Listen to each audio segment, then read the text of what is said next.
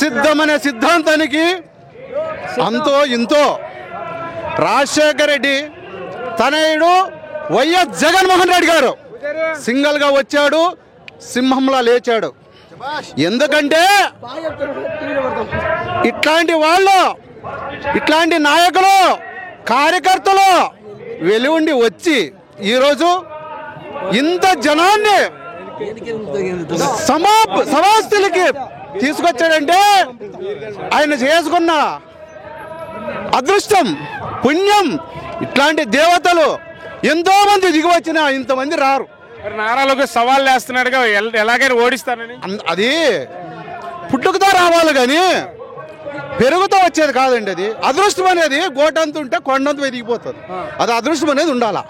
నీ పార్టీ కాదు, నీ పార్టీ కాదు, అది ఎవరి పార్టీనా పీక్కోండి పార్టీ. అది ఎవరిదో కాదులే, ఇది సొంతంగా పులి సింహంలో వచ్చింది, సింహాలుగా పార్టీ పెట్టింది, సింహంలో తిరుగుతా ఉంది గాలిపటంలో.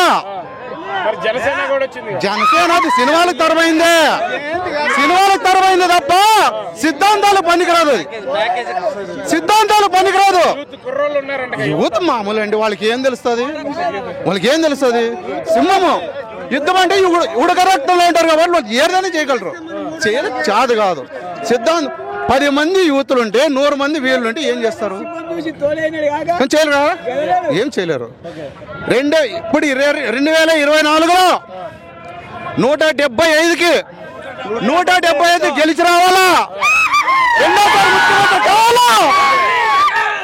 తర్వాత ఈ రాష్ట్రంలో పెనుగాలి వస్తుంది, మధ్యాహ్నం వచ్చింది సుడిగాలి, సుడిగాలి వచ్చింది. సుడిగాలికి ఎట్లే సిద్ధాలతో అట్లే. ఈరోజు రాళ్లపల్లి కమ్మదూరం మండలం నుంచి వచ్చాం.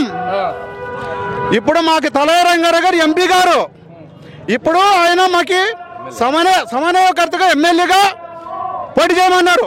ఆయన్ని మేము తప్పకుండా అత్యధిక మెజార్టీతో గెలిపించి జై జగన్